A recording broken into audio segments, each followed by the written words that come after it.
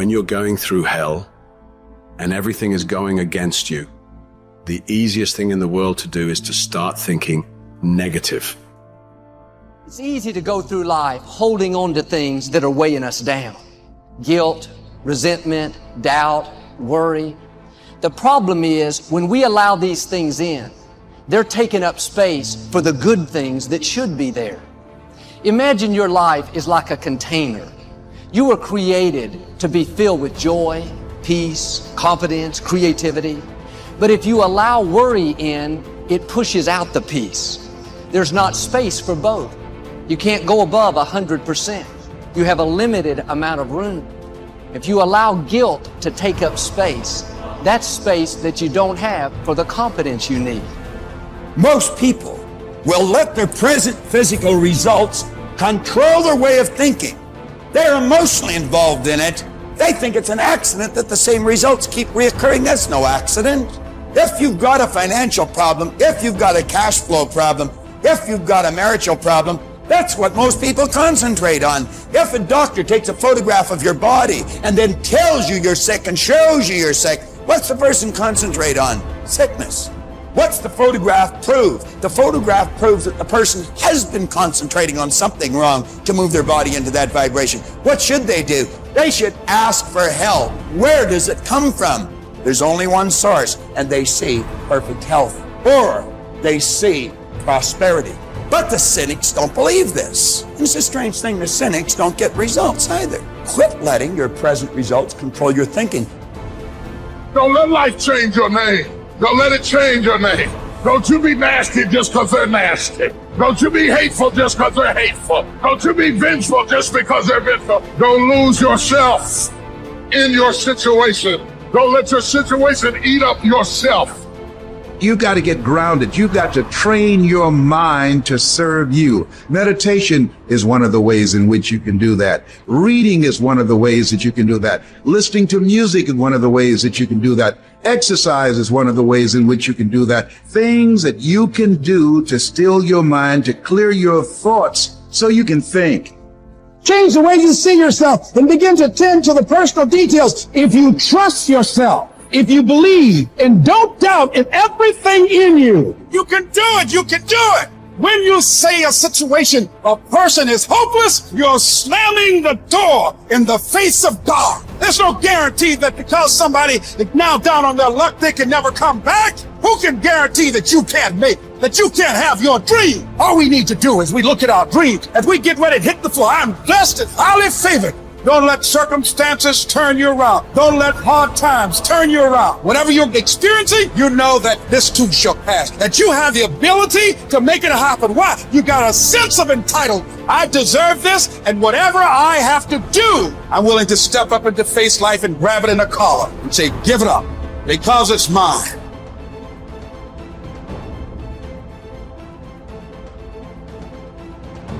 People think there is something called as negative thought and positive thought. They want to remove the negative thoughts and have only positive thoughts. For such people, I would ask them to just experiment for 10, 15 seconds. Let them forcefully remove one thought from their mind. For example, next 10 seconds, just don't think of a monkey. Try not to think of a monkey. For next 10 seconds, you will see you will be full of monkeys. So what I am saying is, this is the nature of your mind, because in this mind all the three pedals are throttle. There is no brake, there is no clutch. Whatever you touch, it will only go faster. In this kind of mind, people have been taught from moral teachers and religious teachers, do not think about bad things. Well, since then it's been a full-time job. So there is no way you can handle the mind like this. This doesn't need any great enlightenment. If you spend 2 minutes with your eyes closed, you will realize you cannot do anything forcefully with this mind. So, I want to remove negative thoughts. Do not ever go in this direction, because what you want to remove will become your quality. Always you will be on it. So, what should I do?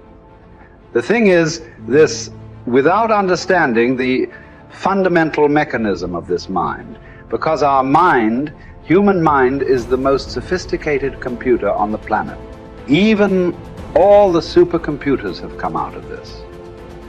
When this is the case, is it not important that we understand the mechanics of how it functions? One simplistic aspect of how it functions is there are no subtractions and divisions in our mind.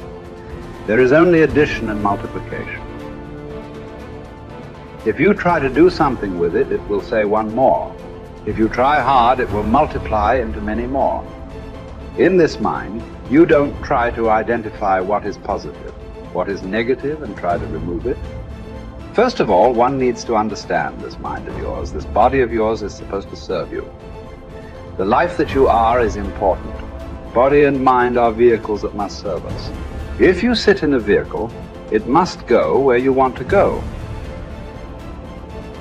If it goes to its own destination, what is the point of such a vehicle? It's just a nuisance. Right now, most human beings are unfortunately experiencing this fantastic possibility of human mind as a nuisance, as a troublesome thing. Well, this is the most beautiful thing you have. There is something called as you which exists. This is not a composite of all your thoughts and emotions and physiological processes. Beyond that, there is you. If you close your eyes, even if you cannot see anything, you're still there. It is through the window of your eyes that you are looking out. But if you close your eyes, it doesn't mean that you don't exist. You still exist. So beyond your thought, you still exist. Beyond your emotion, you still exist. So that you, the life that you are, this has to come into your experience. Why is it that you're not allowing that to come into your experience, which is the most significant aspect of who you are? Who you are right now, the most significant aspect is you and me are alive right now. This is it. What I'm thinking, what you're thinking is not the important thing. We are alive right now. That is the important thing. So it is important that you focus on this fundamental sense of aliveness within you. And then you will see there is a natural distance between you and your thought process. Once there is a distance between your psychological process and your physiological process, this is the end of suffering. Because there are only two kinds of suffering that human beings go through: physical suffering and mental suffering.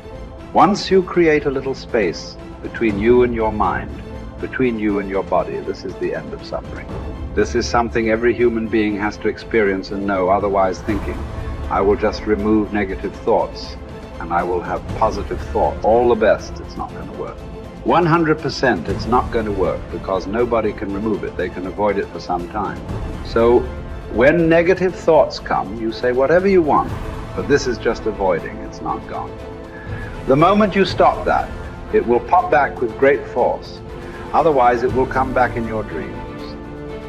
So it's very important, first of all, you need to understand your anger, your resentment, your fear, your anxieties, the negativity that you generate. Generally resentment, anger, it is always directed towards somebody. But we need to understand this is poisons that we are drinking and expecting somebody else to die. Fortunately, life doesn't work like that. If I drink poison, I die. If I drink poison, you don't die. So we need to understand this. When I say poison, today you can have yourself chemically analyzed right now. What is your blood work? What it says, 5 minutes of intense anger. Check your blood work and see. There will be lots of negative elements in it. Literally, you're poisoning yourself. So do you want to poison yourself? Definitely not. Now the very question is coming from certain helplessness. What shall I do? Don't do anything. Just sit back and just concern yourself with something which is the life process. Maybe your heartbeat, maybe your breath, maybe just the sensation of being alive. Depending upon how sensitive or how perceptive you are, accordingly, find something. It could be a sensation in the body, it could be breath, it could be heartbeat, it could be anything, something which indicates life to you. Just pay attention to that for some time. Slowly, you will see there is a distinction between what is you and what you have gathered, which includes both your physiological and psychological possibility or mess, whatever you've made out of it. You're not bright enough. You waited too late. You should have started younger. Those are the kind of voices that we all live with. For me, our ministry was growing. We lived in a nicest house we'd ever had. Driving a nice car, living from paycheck to paycheck, but making it. Every night, I lay down at night, I hear the voices. Those voices are the kind of voices that stop you from buying into your own life. Stop you from enjoying the good times and believing that they will last. The anxiety and the pressure and the strength that it took to get from where you were to where you are doesn't go away, so you don't really believe it's yours. You're driving it, but you don't really believe it's yours. And you're scared to relax and really rest in whatever it is or whoever it is. And the enemy always has some sort of tool or memory or situation that he uses to terrify you, even though the good times are here and the dream is there, the blessing is there, and the goodness is there. But there's always this haunting, nagging defiance that says, don't you relax. You're not worth it. You don't deserve it. And it's not going to last.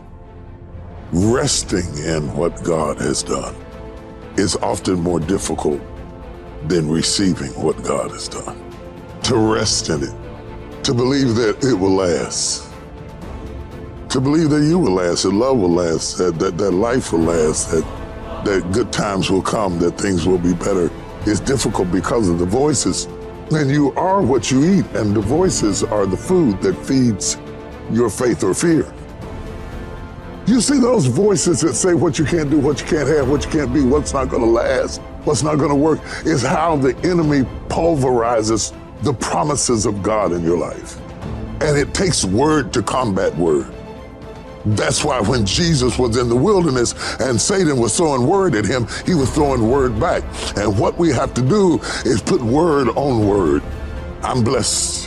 I'm blessed in the city. I'm blessed in the field. I'm blessed in my uprising. I'm blessed in my downsetting. I'll be blessed into my old age. I'll be blessed when I'm an old man. My grandchildren will be blessed. My body is blessed. My mind is blessed. My head is blessed. I got this. I can handle it. I can do it. Bring it on. Here it is.